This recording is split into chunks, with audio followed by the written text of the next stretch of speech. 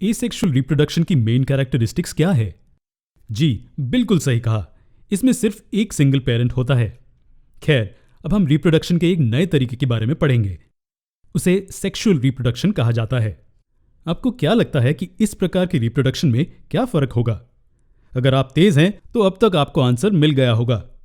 सबसे बड़ा फर्क यह है कि इस मेथड में रिप्रोडक्शन के लिए एक नहीं बल्कि दो इंडिविजुअल्स की जरूरत होती है। जी हाँ, आपने सही सुना, इस प्रकार की रिप्रोडक्शन में दो पेरेंट्स होते हैं। चलिए रिप्रोडक्शन के इस तरीके को कुछ और डिटेल में समझते हैं। दोनों इंडिविजुअल्स के सेक्स अलग होते हैं, एक मेल और दूसरा फीमेल। क्या आप रिप्रोडक्शन के एक ऐसे मेथड का फायदा जानते हैं? एसेक्सुअल मेथड्स में बच्चा एक सिंगल पेरेंट से जन्म लेता है और लाजमी है कि वो पेरेंट की तरह ही होगा, वो पेरेंट से जेनेटिकली समान होगा। क्या होता है जब वो दो पेरेंट्स की मदद से जन्म लेता है? वो एक अनोखा ऑर्गेनिज्म होगा जिसकी दोनों पेरेंट्स के साथ कैरेक्टरिस्टिक्स मिलते हैं, फिर भी वो उनमें से किसी एक की भी कॉपी नहीं होता है। अब आप सोच रहे होंगे कि ये क्यों फायदेमंद है। इसे समझना काफी आसान है। जब एक ऑर्गेनिज्म दो पेरेंट्स से पैदा होता है तो उस नए इंडिविजुअल में ऐसा डीएनए होता है जो दोनों पेरेंट्स की विशेषताओं को मिलाकर बनाता है। इसलिए यहां विविधता होगी और एक नए प्रकार का डीएनए कॉम्बिनेशन बन जाएगा। इसे वेरिएशन कहा जाता है और जैसा कि हम जानते हैं, वेरिएशन लिविंग ऑर्गेनिजम्स के लिए कुछ हद तक अच्छा होता है। इससे नई संतानों में मुश्किल पर्यावरण बदलावों में जीने की बेहतर क्षमता मिलती है। इस प्रकार का रिप्रोडक्शन आखिर कैसे होता है? क्या सिर्फ एक सेल या कई सेल्स इस रिप्रोडक्शन में हिस्सा लेते हैं? रिप्रोडक्शन के साधारण तरीके में दो जर्म सेल्स शामिल होते हैं। ये जर्म सेल्स क्या हैं? सरल शब्दों में ये वो सेल्स हैं जो रिप्रोडक्शन के प्रोसेस में हिस्सा लेंगे। क्या इसका मतलब यह है कि ऑर्गेनिज्म के शरीर में दो तरह के सेल्स होते हैं? जी हाँ, जो सेल्स रिप्रोडक्शन में मदद नहीं करते हैं उन्हें सोमैटिक सेल्स कहते हैं।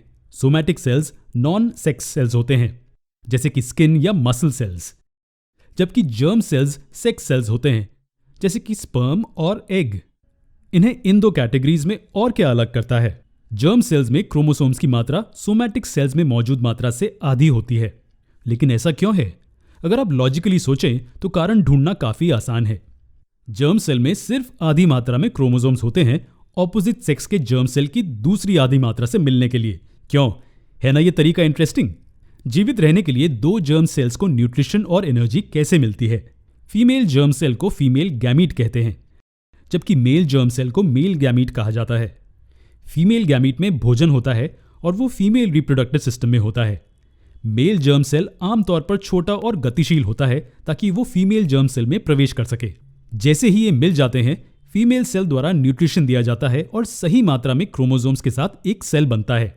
कुछ समय बाद ये सेल एक इंडिविजुअल बनाने के लिए सेल डिवीजन से गुजरता है और मल्टीप्लाई होता है। मेल और फीमेल गैमीट के मेल द्वारा बनाया गया नया सेल यानी कि जाइगोट के अंदर जो डीएनए होता है वो नए ऑर्गेनिज्म को बनाने में मदद करता है। नए ऑर्गेनिज्म को बढ़ने के लिए सभी जरूरी इंस्ट्रक्शंस जाइगोट में मौजूद डीएनए द्वारा दिए जाते हैं।